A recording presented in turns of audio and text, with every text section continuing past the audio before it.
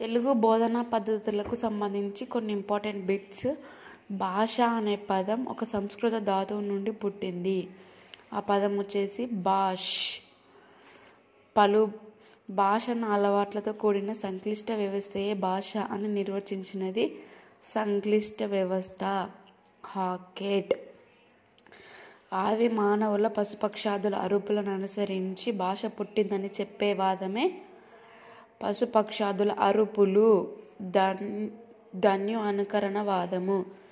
పెదవులు అర్ధ వివృత స్థితి కంటే మరింత దగ్గరగా ఉన్నప్పుడు పుట్టే అచ్చులు సంవృతాలు.